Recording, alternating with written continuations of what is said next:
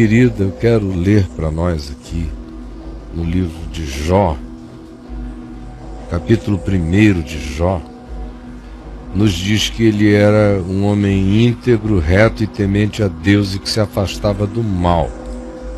Ele tinha 10 filhos, 3 filhas e 7 filhos, muito rico, mais rico do Oriente.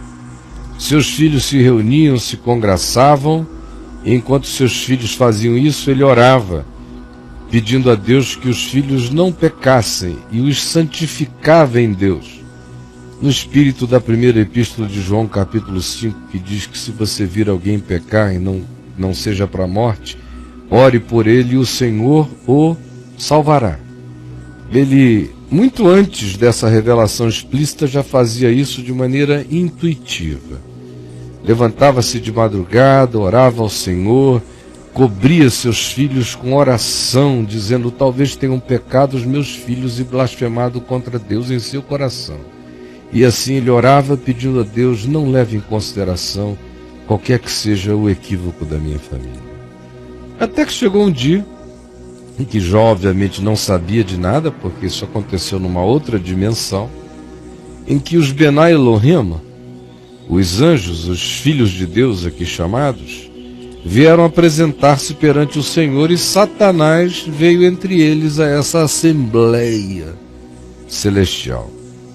Então perguntou o Senhor a Satanás: de onde vens? E Satanás respondeu ao Senhor e disse: de rodear a terra e passear por ela. Perguntou ainda o Senhor a Satanás: observaste o meu servo Jó? Porque ninguém há na terra semelhante a ele, homem íntegro e reto, temente a Deus e que se desvia do mal. Então respondeu Satanás ao Senhor: porventura Jó serve a Deus e teme a Deus em vão? Acaso ele não tem razão para te cultuar? Não o cercaste de proteções a ele, a sua casa e a tudo quanto tem? A obra das mãos dele tu abençoaste, os seus bens se multiplicaram na terra, ele tem mais é que andar no temor do Senhor, tudo lhe vai bem. Estende, porém, a tua mão e toque em tudo que ele tem. Toque em tudo que ele tem. Esse dia acontece para muitos de nós, se não para todos nós. Para muitos de nós acontece com a veemência dessa narrativa. Para outros de nós, com menos veemência. Quanto mais referencial, espiritual a pessoa seja, mais veemente é a demanda satânica em cima dela ou dele. Tu o protegeste, agora toca. Estende a mão contra ele, toca-lhe em tudo que tem, e tu verás se ele não blasfema contra ti na tua face. Disse o Senhor a Satanás: eis que tudo quanto ele tem está em teu poder. Somente contra ele não estendas a tua mão. É o limite do diabo, é até onde Deus diz que ele pode ir. Porque não nos veio tentação que não fosse humana. Pelo contrário, juntamente com a tentação, sempre nos vem livramento, de sorte que a possamos suportar. E Satanás então saiu da presença do Senhor, e sucedeu, alguns dias depois dessa situação em camadas das dimensões de principados e potestades onde tinha ocorrido, alguns dias depois, enquanto os filhos de Jó comiam, bebiam na casa de um irmão deles, veio um mensageiro a Jó e disse: os bois lavravam e as jumentas pastavam juntas. De repente, deram contra os teus rebanhos os sebeus, e os levaram e mataram os teus servos ao fio da espada. Só eu escapei para te trazer a notícia. Falava esse servo ainda, quando veio um outro e disse: fogo de Deus caiu do céu e queimou as ovelhas e os servos, e os consumiu. Só eu escapei para te trazer a notícia. Falava este ainda quando veio outro e disse: dividiram-se os caldeus em 3 bandos, deram sobre os teus camelos e os levaram, e mataram os servos ao fio da espada, e só eu escapei para te trazer a notícia. Também este falava quando veio um quarto, e chegou à presença de Jó e disse: estando teus filhos e tuas filhas comendo e bebendo vinho em casa do irmão primogênito, eis que se levantou grande vento da banda do deserto, e deu nos 4 cantos da casa, qual caiu sobre eles, e morreram, e só eu escapei para te trazer a notícia. Então Jó se levantou, rasgou o seu manto, rapou a cabeça, lançou-se em terra, e adorou ao Senhor e disse: Senhor, nu saí do ventre da minha mãe, e nu eu voltarei. O Senhor me deu, o Senhor tirou. Bendito seja o nome do Senhor. Em tudo isto Jó não pecou, nem atribuiu a Deus falta alguma. Num dia, outro dia, Jó sofrendo esse luto, essa agonia, ficou pobre de uma hora para outra, perdeu todos os seus servos, perdeu o mais importante de tudo, os seus filhos, todos de uma vez. E o coração dele está sofrendo. Sofrimento horrível, sofrimento psicológico, sofrimento espiritual, dor imponderável, dor não localizável, dor de perdas, dor de saudade, dor de perplexidade, dor de um susto atroz, dor de calamidades conspiradas que deixam um indivíduo que por elas é vitimado sem saber o que está acontecendo. Dor de perguntas, de questões. Então, enquanto isto acontecia, de novo os Benai Elohim, os anjos, se apresentaram diante do Senhor, e Satanás se apresentou entre eles. Então o Senhor disse a Satanás: de onde vens? E ele respondeu: de sempre, de rodear a terra e passear por ela, ver se tem gente dando mole. Perguntou o Senhor a Satanás: observaste o meu servo Jó? Porque ninguém há na terra semelhante a ele, homem íntegro e reto, temente a Deus e que se desvia do mal. Ele conserva a sua integridade, embora me incitasses contra ele para o consumir sem causa. Então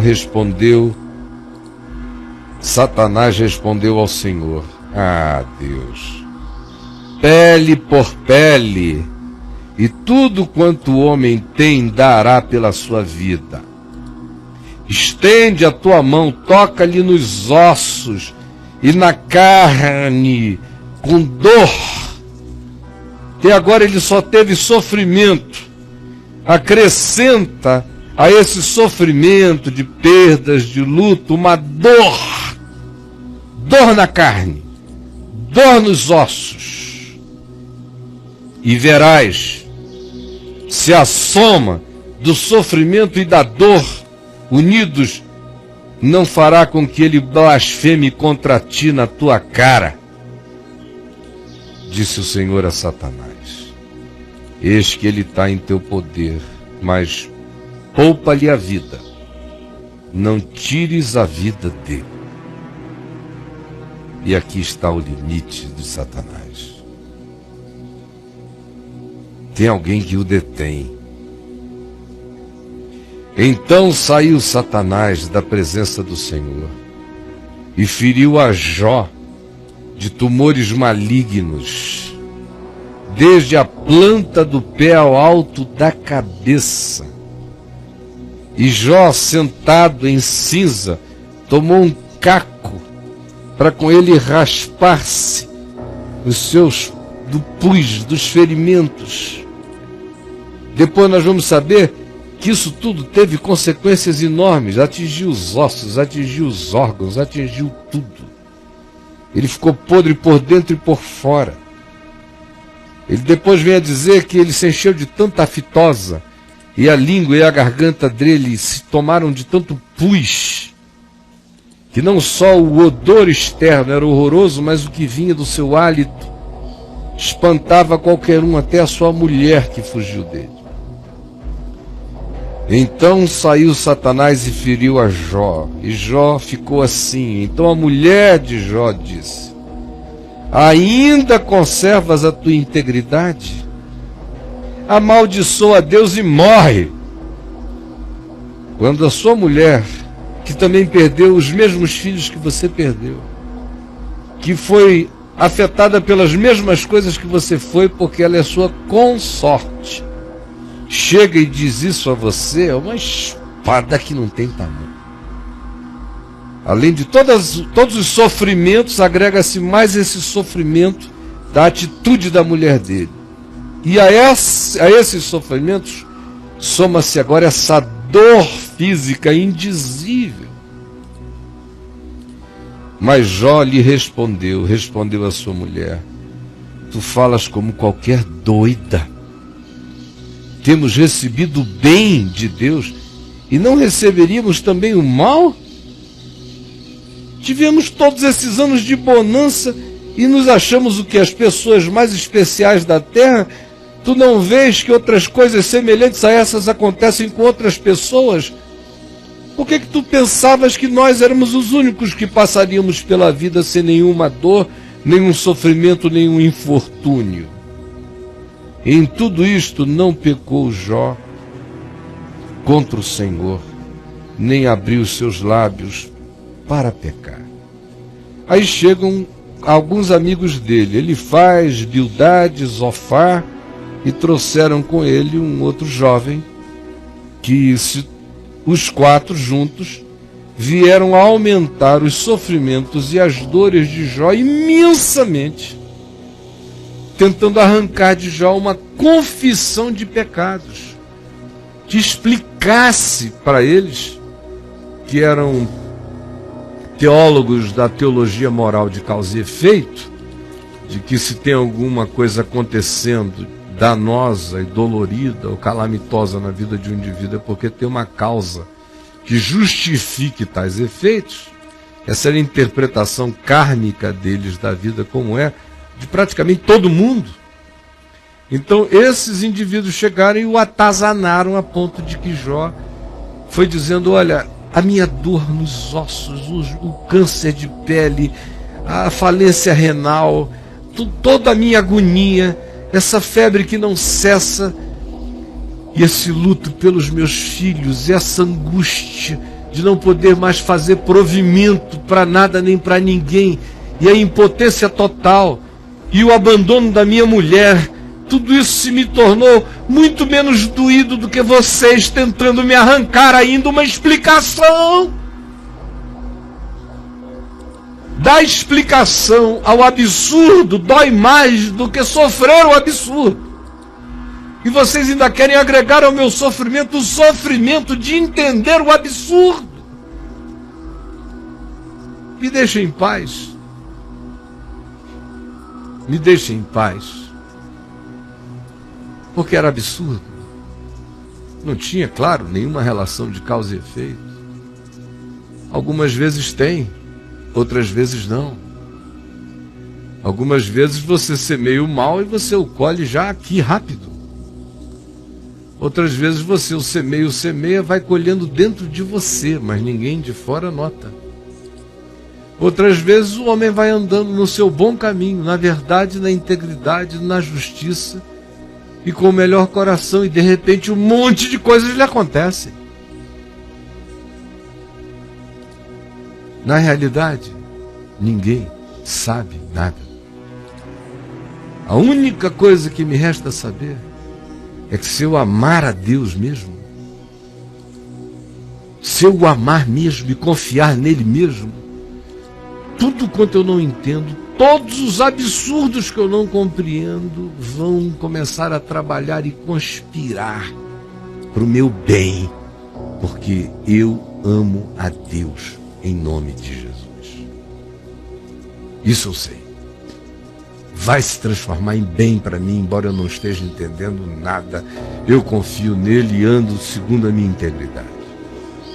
Se eu estiver caminhando, todavia, na perspectiva pecaminosa, eu olho para o que eu estou fazendo e pode haver uma relação de causa e efeito ou não. Às vezes há. Eu fiz, viram, pegaram, eu recebi o que aconteceu. Outras vezes ninguém soube, ninguém viu, mas eu vou vendo os desagregamentos acontecer. Aí sofro dores múltiplas, inclusive dores morais, por saber que o que está acontecendo de desagregamento foi possivelmente causado porque eu quebrei a harmonia das coisas. Mas o que vai acontecer com cada um, ninguém sabe. O que eu quero é que você pense numa coisa. Do que é que você sofre? Você sofre de dor que, sentida como dor física, dor em qualquer que seja a área do seu corpo, ou em qualquer que seja a dimensão orgânica da sua vida, dor, mas que é uma dor interpretada de maneira moral, e ela se transforma num sofrimento pior do que a própria dor. Tipo, você está sofrendo dor, mas plantaram na sua cabeça essa ideia de que se você está sofrendo dor é porque você deve ter cometido algum pecado. Aí você fica vasculhando pecados, erros, para justificar a sua dor, mas é desproporcional o que está acontecendo, nada tem relação de equivalência, e a sua angústia é enorme, e você fica procurando pecados ocultos, quais são, para explicar sua dor, e o seu sofrimento se torna enlouquecedor. Pior do que a dor são os sofrimentos, ou quando uma dor atinge a gente, mas você a interpreta a partir de um espírito tomado de autopiedade. Aí você vira aquele coitadinho. A dor do coitadinho dói 1000 vezes mais do que a dor de um indivíduo que não se sente um coitadinho. A dor daqueles que têm uma autoimagem baixa e que acham que existe uma conspiração divino-humana e satânico contra ele, e a dor desse aí não tem tamanho. Porque a dor real vai ser amplificada pela interpretação desproporcional daquilo, o que gera um sofrimento infinitamente maior do que a dor real. Existem aqueles que estão sofrendo de sofrimento. Nada está doendo no pé, nem na canela, nem no joelho, nem no cotovelo, nem no ombro, nem na cabeça. Não tem nenhum diagnóstico, nenhum resultado ruim. Você está aí, não sente nem que o coração está batendo, mas está sofrendo, agonia, depressão, angústia, perda, sentimentos horrorosos que fazem você ter vontade de morrer. Não é dor, é sofrimento. Sofrimento carrega a perspectiva da dor difusa e imponderável e que se localiza na interpretação, no olhar da gente. Já a dor, como manifestação pontual, ou física, ou neural, ou de qualquer natureza, é uma realidade constatável. Ela pode ficar do tamanho dela, e já é suficiente, ou a gente pode exacerbá-la por interpretações equivocadas e torná-la insuportável. Ou há aqueles que não estão sentindo dor nenhuma, mas o agravo que fizeram contra as suas almas, o jogarem-se contra espadas agudas só por caprichos do desejo, da vontade ou da loucura, uma vez que o entendimento nos volte, o indivíduo perceba tudo o que foi realizando, então ele é cometido por um sofrimento que não precisa ter nenhuma dor pontual nele, para que esse sofrimento seja maior do que qualquer dor que lhe pudesse vir junto. Minha pergunta para você, portanto, é: você tem dores que geraram sofrimentos em você, ou você tem sofrimentos que se somatizaram em dores em você? Você tem, de fato, dores que, interpretadas de maneira equivocada por qualquer que seja o olhar seu, se tornaram em sofrimentos indizíveis? Ou foram esses sofrimentos de alma, de interpretação, de autoimagem baixa, de autovitimização, de desmerecência humana crônica e patológica, que produziu em você, pela acumulação dos tempos de gemido, as dores que se somatizaram no seu corpo, que hoje são as suas doenças, mas que decorrem dessa enfermidade psicológica de alguém que interpreta a vida com sofrimento. Então a minha pergunta para você é essa: você está sofrendo de dores interpretadas de maneira errada que geram sofrimentos enormes? Ou são os seus sofrimentos interpretados de maneira errada que produzem as suas dores físicas? Pense no que eu estou lhe dizendo. Quando eles puderem, eles vão colocar essa pergunta aí à sua disposição, mas eu quero que você me responda. Você tem dores que geraram dor para você, ou suas dores são somatizações? Está passando muito devagar, até eu estou com dificuldade de ler assim, mas criadas por você. Na realidade, a questão é, resumidamente, é isso. Eu fui mais amplo do que no que eu perguntei, mas eu espero que você tenha guardado.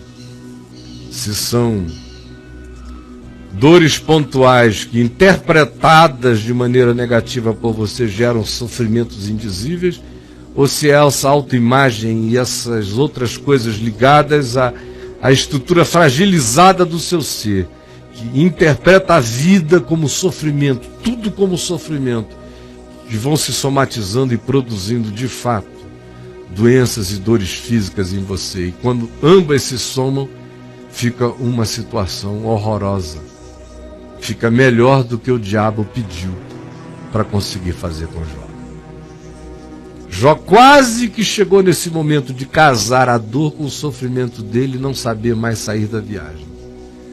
Toda vez que ele ia casando essas dores, lá no meu livro O Enigma da Graça, que é sobre a vida de Jó, você percebe, todas as vezes que ele vai casando dor e sofrimento para não saber mais sair do buraco, eles separam um da outra e dizem: não, minha dor é essa, meu sofrimento é este. E não deixa eles se embolarem, senão Jó morreria não do que o diabo lhe fez, Jó morreria de Jó. É quando a gente morre de si mesmo, quando a dor e o sofrimento se casam num conluio maligno na alma. Se alguém perguntar sobre você que morreu, morreu de quê? Ter-se-ia que dizer honestamente: morreu de si mesmo. Morreu de si mesmo. Senhor Jesus, abre o nosso entendimento para entender, para discernir, para procurarmos cura, luz, verdade, cura. Cura em Ti. Cura em Ti. É o que eu te peço que aconteça hoje com muitos, em Teu nome e para a Tua glória.